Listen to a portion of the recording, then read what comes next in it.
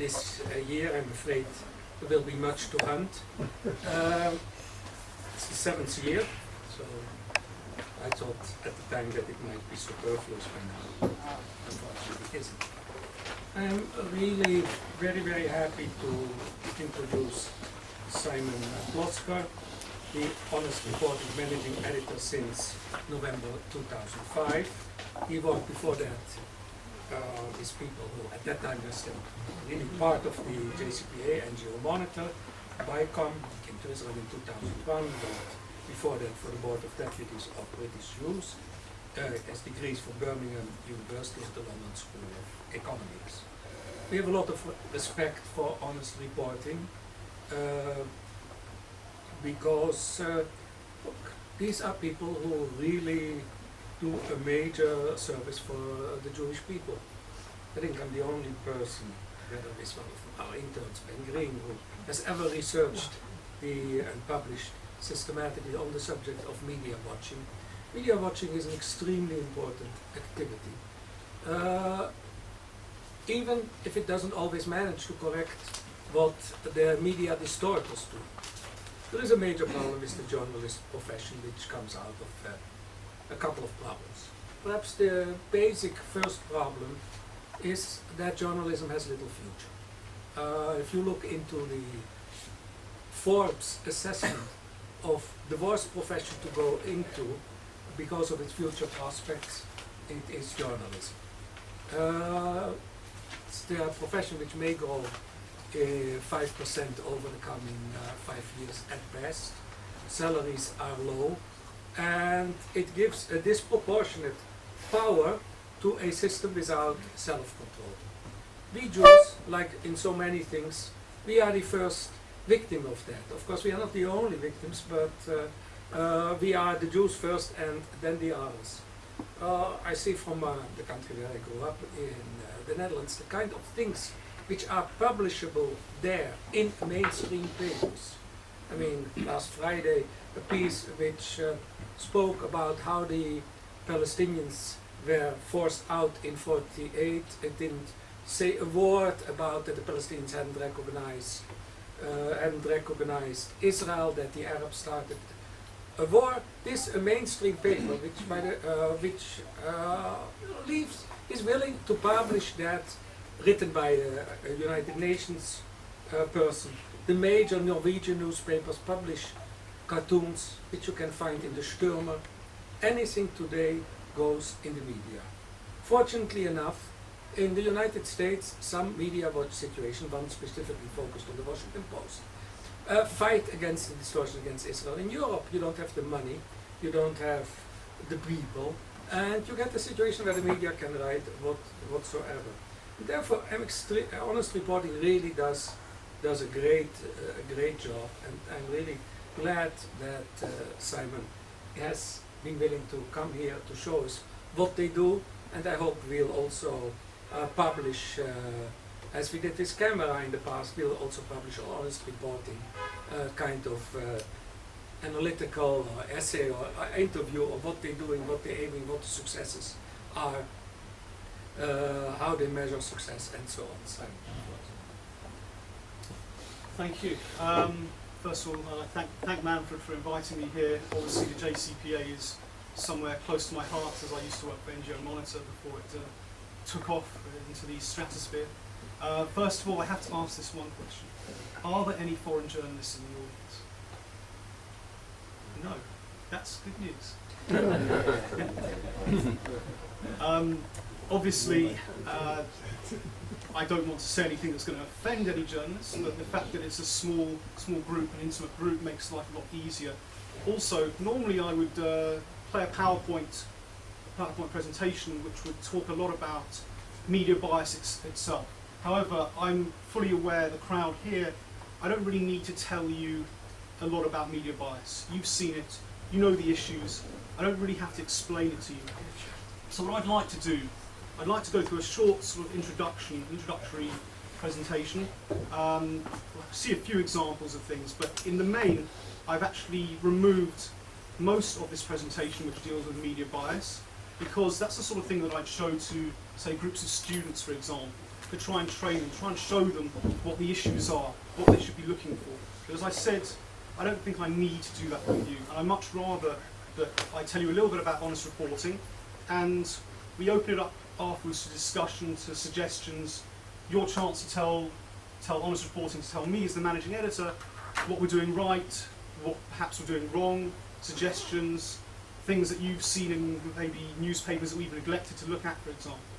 So I'm going to start, assuming this actually works, just a very short introduction. As Mark Twain said, a lie gets out the door and around the block before the truth can get its pants on.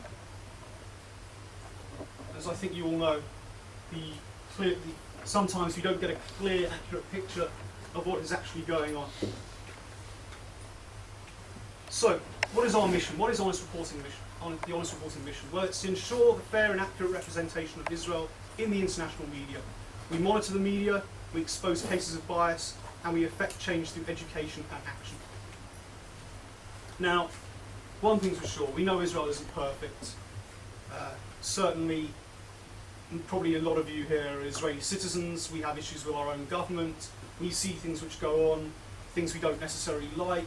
Israel's certainly not perfect, but we do want Israel to be held up to the same sort of standards as any other country, even the Netherlands, as Manfred has been concentrating on. Another country with a dreadful human rights record, as you've been proving on the internet yourself lately. So our subscribers receive communiques normally once a week. We have 150,000 subscribers worldwide, and basically we ask them to take action, write letters to the editor, to make their thoughts clear on the issues of the day. But we make sure that they respond as concerned individuals. One thing that I really don't like is the set letter, which is sent out where you just fill in your name, and I've written, for example, an entire letter, and then a couple of thousand of identical letters go out to a newspaper. Now, I've seen once, I was very flattered in one newspaper where I read an extremely, extremely good letter. I can't remember which newspaper it was in. And I recognised it. It was mine, except someone else had put their name under it. Other times, unfortunately, you see certain people who actually copy and paste the entire honest reporting communique to the editor, which sometimes defeats the purpose, but at least I'd like to think that the person read the communique before they forwarded it straight to the editor. I mean, why does it matter? Again, I don't think I need to tell anyone here why it matters. The media is extremely important today. Obviously, in any democracy, the politicians take account of what the media says, because the media, directly or indirectly, influences the general public, and politicians do take note. And as we've already seen, Israel's image in the world at the moment is not exactly the best. Although I know that they are working on it through using scantily clad Israeli women on beaches, for example. But that, I'm sure, is a matter for another discussion in terms of Israel's rebranding. So how do we do this? Well, obviously our main tool is on the internet. We are how can I put it, a virtual operation. One that can be pretty much set up anywhere in the world. Our main form of communication, apart from our website, are our communiques, which we try and make sure that they're not too long, not too short, but we have to aim and remember at an audience that is not necessarily going to sit and read through, say, a paper that was produced by the JCPA. Something like that, of course, is interesting to someone like me, who reads the information, but unfortunately these are the days where people have a very short attention span. They need their information short, sharp, and actionable. Stuff that they can actually use. What we do try and do, however, is one thing I learnt from Gerald Steinberg at NGO Monitor: source everything. All of the hyperlinks that I use go to credible organisations for information, such as the JCPA, for example, or to original articles, newspaper articles. I won't go and start using, for example, websites which you may like what they say, but there's no credibility there. We have to still be credible. It's extremely important. Another way we get our message across is through our blog. backspin. This is increasingly important these days. I don't know how much people here know about the latest developments with the internet, but blogs are becoming increasingly popular, and they're now used as a source of alternative information. A place, if you like, where people can broadcast news, but they can put their own slant on it. And it's also very important that we have a voice in there, and other people contribute to the debate. People that we know, people that read our material, people that know the issues and are educated in how to respond to media bias. Also, we have other resources online, other stuff, for example, our archives. I invite everyone here to go onto the website afterwards and have a look. We also do at the end of every year an awards for the dishonest reporter of the year. My researcher looks forward to this every single year because it's his opportunity to go through everything from the previous year and pick out some of the worst things. And we also open it up to the general public as well to send us their suggestions. And although, to be perfectly honest, I'm starting to get a bit bored now. I have to say I'm getting very bored. Unfortunately, every year, BBC always comes in the top place. So again, when it comes to opening up the nominations, please, everyone here, go online, nominate someone else other than the BBC so we can make it that little bit more interesting. I'm going to go through another few things that we have a little bit later in the presentation. Now, has anyone here not seen this photograph? Don't say anything if you have. Anyone who's not seen it? That's a real shame, because I always like to ask people who haven't seen it, what do they see here? And normally, the answer is pretty much what the New York Times said on September 30th, 2000. An Israeli policeman and a Palestinian on the Temple Mount. However, I'm sure quite a few of you have also been up on the Temple Mount, or in fact you don't really need to go up on the Temple Mount to know that there's no Paz gas station up on the top, for example. Certainly it's very difficult to drive into the compound as well.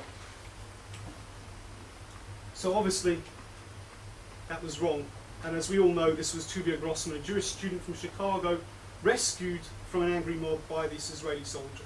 And why did I go back to this, an event that happened in 2000? Well, this was really Honest Reporting's first major success. This was the seminal event that got Honest Reporting going. For those of you who don't know, Honest Reporting was created literally by 2 or 3 students sitting in an apartment bedroom in Golders Green in northwest London. They saw the media bias that was going on at the time of the outbreak of Palestinian violence in 2000. I'm sure everyone here knows just how bad the British press was and still is to a large extent. And this got these students quite aggravated to the extent that they started sending out an email list. It grew, and it kept growing, and eventually it grew so big that they couldn't handle it anymore. So they turned to some of their mentors at Aisha Torah, an outreach organisation, who took it on and seeded Honest Reporting and grew it. And it grew and it kept growing to the extent that it's now its own independent Amuta, Israeli charity, also with charitable status in the United States.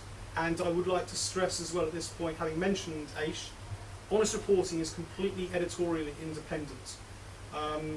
Basically, any control over what goes into the content is pretty much coming from up here, from me, and obviously from my team of researchers and other employees who put their own suggestions in. We're certainly not funded by any governmental organisation.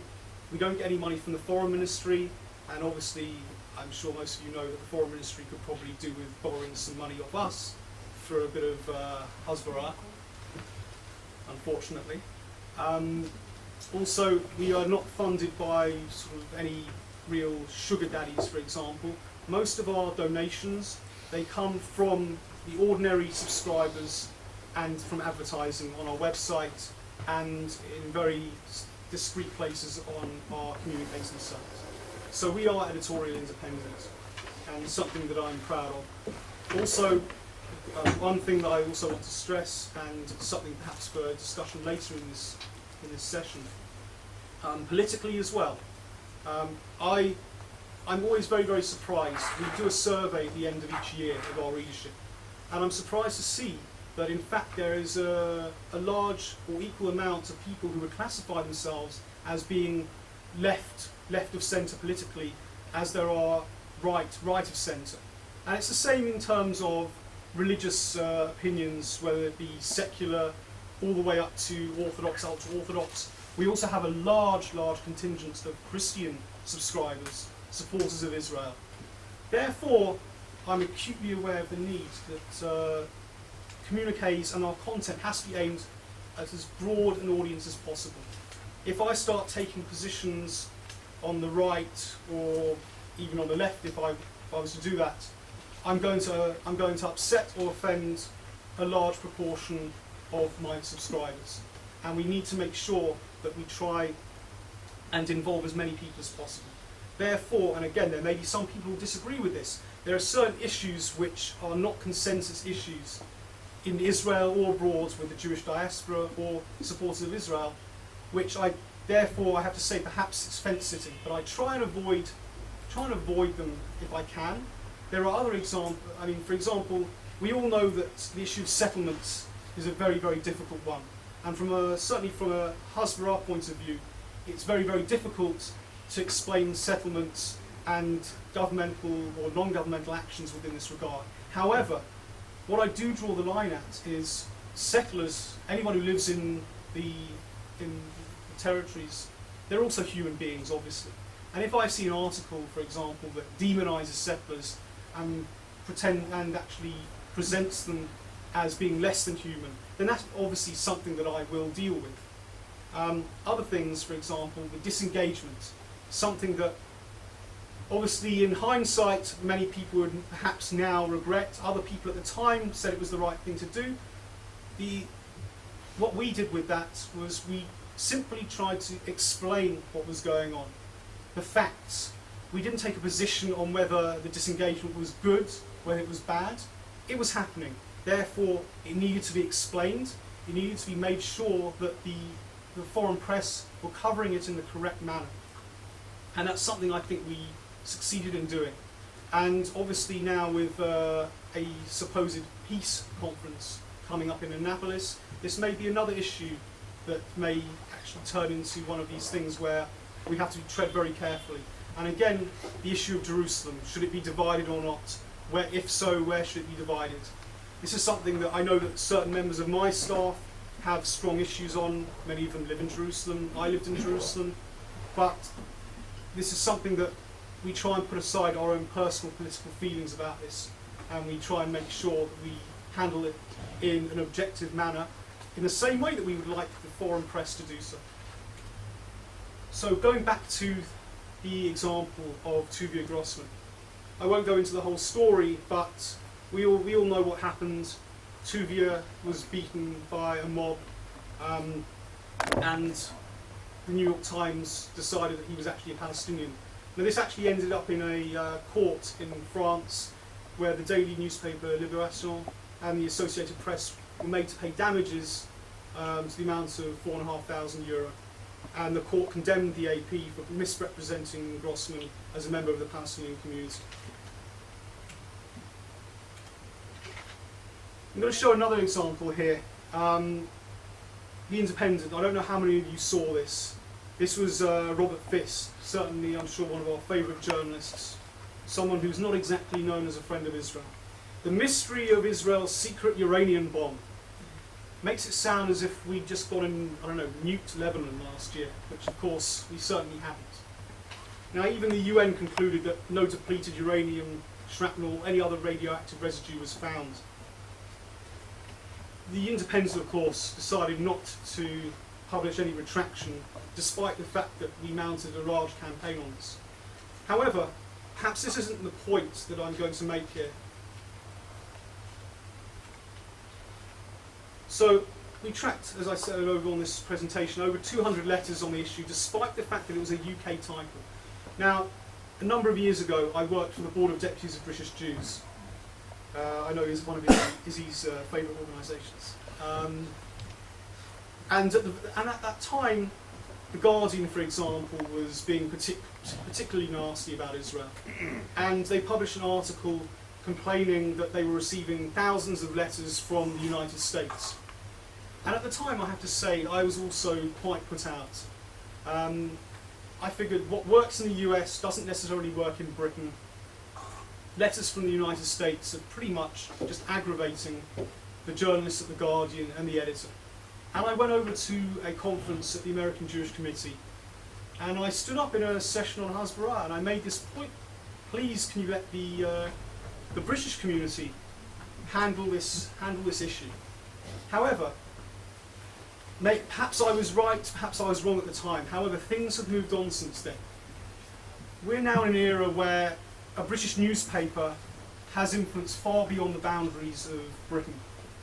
The Independent, The Guardian, BBC Online, all of these things are available on the web.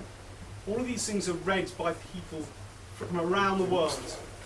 And now, most editors are actually quite flattered when they receive any material, any letters from someone in Israel, in America. It shows that people are reading their newspapers. And certainly for a title like The Independent, whose readership is actually dropping in terms of actual newspaper sales, I'm sure it's quite a welcome relief to know that there are people from outside Britain who are reading their material online.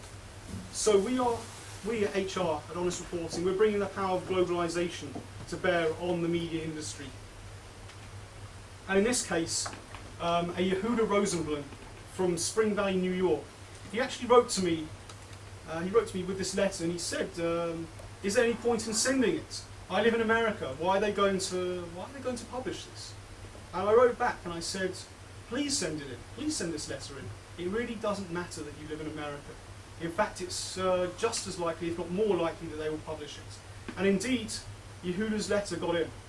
And in fact, it was actually the only letter published in The Independent over that entire time period that took issue with the headline news story of Israel's so-called secret uranium bomb.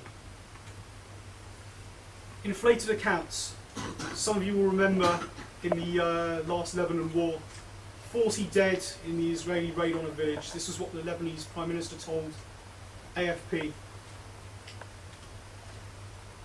BBC Online corrected it, and I believe it's actually very important these days that we do take up these issues. Something that's online can be changed extremely quickly, and sometimes almost too quickly.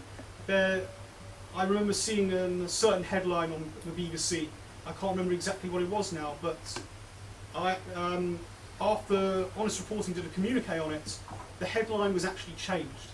However, I didn't take a screenshot of the original headline, so there's an anti-Honest Reporting blog site. This guy has nothing better to do with his time than dissect every word I write. He accused us of lying, that this had never happened. So I have to be very careful these days to make sure I actually have the evidence that we've actually managed to make a change, because it can be done, and it can be done very, very quickly. Again, I don't think I need to explain to people what went on here during the Lebanon War. Honest Reporting acted as a multiplier. Other blogs, other people on the web community picked up the fact that these photos were manipulated by Reuters. This smoke plume was actually the same as that smoke plume. It's amazing what you can do with modern digital technology these days. It was actually cloned using Adobe Photoshop. And certainly, one thing that's becoming increasingly important online is the ability to make sure that stories that are in what we could call the alternative media break through into the mainstream media. And the whole reason that Reuters came under intense pressure was not just because people were complaining on certain pro-Israel websites or conservative with a small c websites such as Little Green Footballs. It was precisely because it reached a critical mass that this became a story in the mainstream media and reached other news outlets. And Reuters, of course, as any media outlet, they like to pride themselves on their credibility and their accuracy. It was incredibly embarrassing for them. Another thing that Honest Reporting tries to do is to try and simplify complex issues. Unfortunately, not all of our readers are blessed with PhDs, MAs, BAs, or even, I'm not quite sure what, but they need to know the facts. And certainly sometimes we see there are incidents that happen here that a lot of us don't find comfortable. They're not pleasant to deal with. For example, Kana, not the one back from many years ago, but the, how can we put it, the repeat performance during this last Lebanon war. It was very important that we put what was, of course, a tragic event into some context. Otherwise, of course, Israel is perceived as being an aggressor, the only aggressor in a one-sided conflict. So we came up with communiques on this issue, for example, and during the Lebanon war, we upped our content from one communique a week to updates every morning or so at the beginning of the war. I basically got up at 6 o'clock in the morning and went through all of the papers and made sure that there was something that could go out as soon as possible so that people could respond as quickly as possible. And later on I'm going to show you a new tool that, God forbid, if we ever have another war or another crisis of that nature, we'll be able to respond in real time much more effectively. But that I'm saving for a few minutes. Again, another thing that we managed to do is the use of new technology. We need to get beyond the people looking at our website, beyond the 150 people that are looking at our communiques. We need to get onto the YouTubes, the different social networking sites, Facebook. Now, I don't know how many people here are fully up to date with the whole concept of Web 2.0. To be honest, I didn't know much about it myself until the last couple of months, but this is where people are going now. People are using the blogs, they're using things like RSS feeds. Again, these are all terms which are difficult to explain, but essentially the power of computers now and the internet means that you can get news instantly, sent to you from other sources. You can be involved in different networking sites which promote news. And everyone here knows Google, of course. And what happens with Google, if you type in certain keywords like Israel, you may get something like, you would hope at the top of that, top of your search list would be perhaps the Foreign Ministry's website. I'm quite sure that the Foreign Ministry's website isn't the first thing that appears up there. What's more likely is it's going to be an anti-Israel site. It's increasingly important these days that pro-Israel websites, pro-Israel information is at the top of these places, where the uninitiated, the uninformed person can go and find that information, and they get to our stuff first before someone else's. And one way we've been doing this is through the use of new technology. You'll see circled here. This is a screenshot from the YouTube website. Quite a number of months ago, in fact I think it was perhaps last year, that my CEO and myself, we went down to Sderot, and we took literally a small, digital camera this size, and we used the video function to take some very short clips in Sderot, the empty children's playground.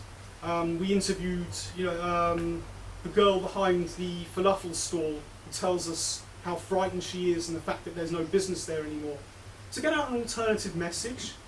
And we also, one thing that was unfortunate that happened, or fortunate from our point of view in terms of filming, we actually were filming right in the middle of a Katyusha attack, which makes for quite decent footage, although at the very end of it you can hear me on the phone to my wife saying, I'm leaving quite soon.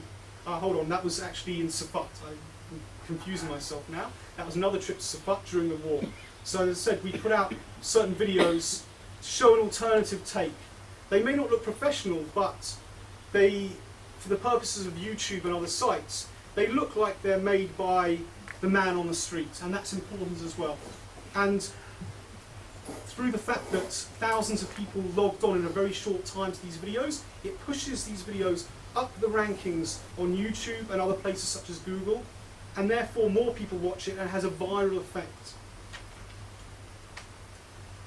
Now this, what I'm about to talk about now, again Reuters, was possibly our biggest success of the year so far. Reuters released a calendar which they sent to all of their high-level people that they deal with in businesses. Very glossy thing. A desktop calendar, a very nice gift for the new year, full of very nice photographs, dancers, agriculture, people in swimming pools. It was very, very benign, except for 1 month. 1 month where I don't know whether you can see the bottom here. So again, you could call it artistic, but the simple fact was, it's I suppose a Palestinian militant, I use that term loosely, although not as loosely as Reuters would use it. A Palestinian militant at a Palestinian funeral of someone shot by the IDF. I'm not sure whether those were the exact words, but the simple fact was that this picture did not belong in a calendar with these other very, very nice images. So we got hold of the calendar. We put it on a website called Flickr, which I believe has been bought by another bigger organisation now. Perhaps by I think Yahoo now has it. Again, it's somewhere where people normally put up their photos of their new babies, their weddings, their bar mitzvahs, simchas, nice things, but it also can be used to host other things. People also put up pictures on there of blood-stained Palestinians to use their own propaganda purposes. Well, we can also do the same thing, although obviously not in the same sensationalist manner. We published the calendar on the Flickr website, and we got thousands of hits on this. People looked at it, people drew their own conclusions. They didn't really have to look at Honest Reporting's communiques to know something was seriously wrong. So what happened? Again, I made it very clear that it's very important now to try and make a story such as this break through into the mainstream. This is a screenshot of the Google website at one point during this time period. So you were to type in Reuters calendar, for example. This is what appeared. Reuters itself was at the top, and in fact you would expect Reuters to be at the top because Reuters is of course the organisation. However, you go a few down after that, and there was our calendar expose, helped by other websites, other blogs who picked up the story, ran with it, and pushed this to the top, ensuring that this became a big issue. And how do we judge our success on this?